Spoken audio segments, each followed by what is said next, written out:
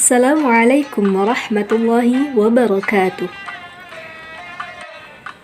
Sahabat sekalian yang dirahmati oleh Allah, sebagaimana kita tahu, Al-Quran merupakan kalam Allah yang diturunkan kepada Nabi Muhammad SAW melalui perantara malaikat Jibril,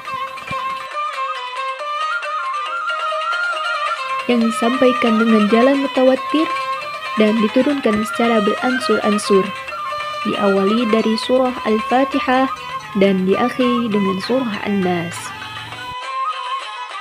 Al-Quran pertama kali turun kepada Nabi Muhammad SAW ketika beliau genap usia 40 tahun. Ketika itu, beliau sedang bertahanus di Gua Hira, berada di Jabal Nur yang jaraknya kira-kira 2 mil dari kota Mekah.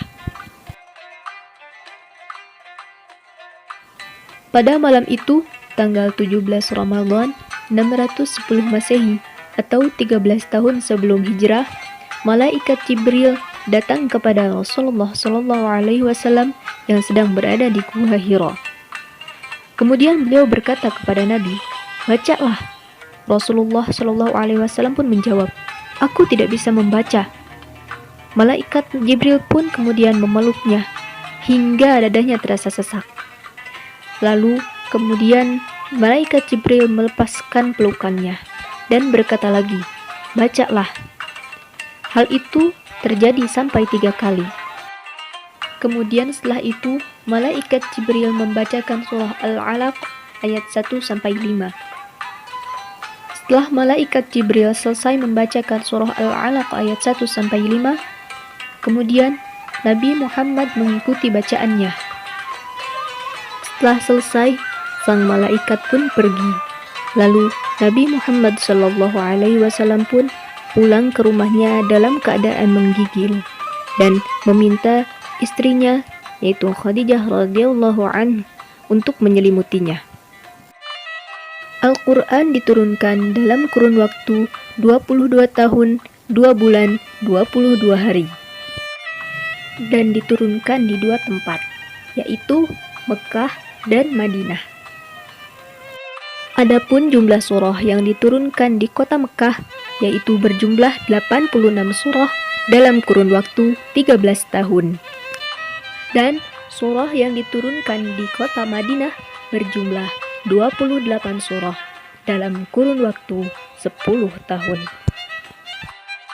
Sahabat sekalian, sebagaimana kita tahu bahwa Al-Quran merupakan kalam Allah yang diturunkan kepada Nabi Muhammad SAW melalui perantara malaikat Jibril. Lalu, bagaimana proses turunnya Al-Quran kepada Nabi Muhammad SAW? Proses turunnya Al-Quran menurut jumhur ulama terbagi menjadi 2, yaitu Anzil dan Tanzil. Anzil merupakan proses turunnya Al-Quran ke Lauhil Mahfuz atau ke langit dengan cara 1 kali turun.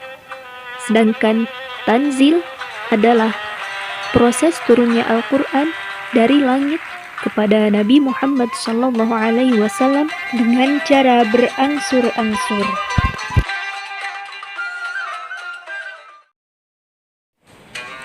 Sahabat sekalian yang dirahmati oleh Allah, Al-Quran pada masa Nabi Muhammad SAW tidak seperti Al-Quran yang kita temukan pada masa sekarang, yaitu yang sudah berbentuk mushaf.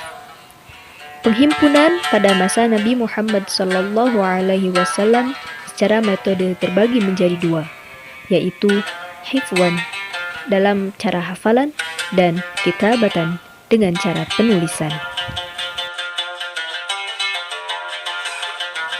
Setiap kali wahyu turun, Rasulullah SAW selalu menghafalnya dan mengajarkannya kepada para sahabat. Dalam kitab Sahih Al-Bukhari mengemukakan tentang 7 penghafal Al-Quran pada masa itu. Mereka adalah Abdullah bin Mas'ud, Salim bin Ma'qil, Maula Abi Hudzaifah, Mu'az bin Jabal, Ubay bin Ka'ab, Zaid bin Thabit, Abu Zaid bin Sakan, dan Abu Darda.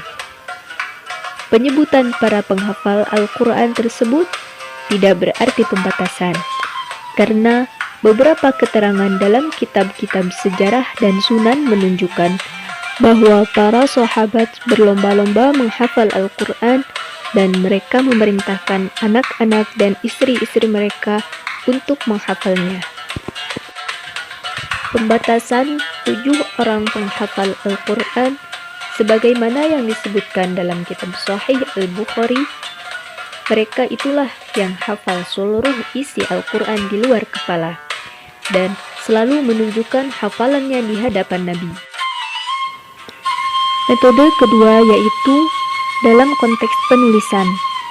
Rasulullah Shallallahu Alaihi Wasallam mengangkat para penulis wahyu Al-Quran dari sahabat-sahabat terkemuka seperti Ali, Muawiyah, Ubay bin Ka'ab, dan Zaid bin Sabit. Bila ayat turun, Rasulullah langsung memerintahkan mereka untuk menulisnya dan menunjukkan di mana tempat ayat tersebut di dalam surah dalam Al-Quran. Media penulisannya pun beragam, mulai dari pelepah kurma sampai tulang belulang binatang. Pada masa Rasulullah Shallallahu Alaihi Wasallam, Al-Quran belum dikumpulkan dalam satu mushaf karena dikhawatirkan ayat yang turun kemudian dapat menghapuskan atau menasakh makna atau hukum dari ayat yang turun sebelumnya.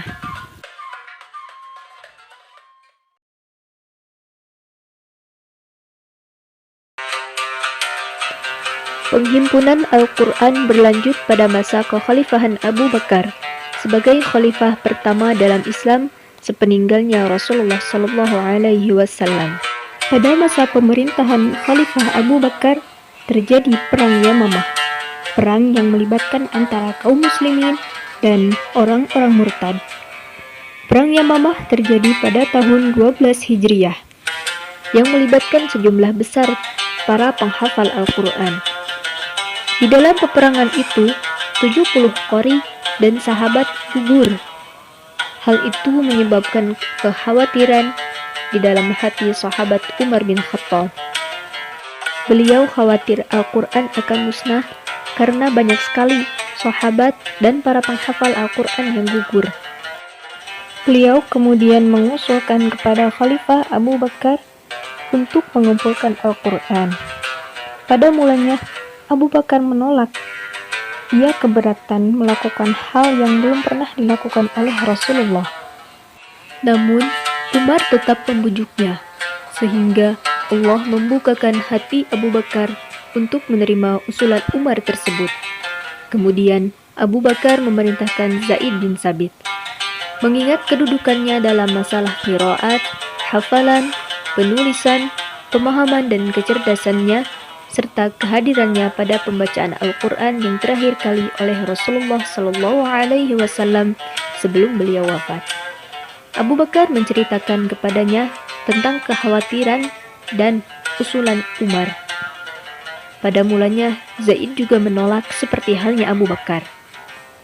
Keduanya lalu bertukar pendapat, sampai akhirnya Zaid menerima perintah penulisan Al-Quran ini.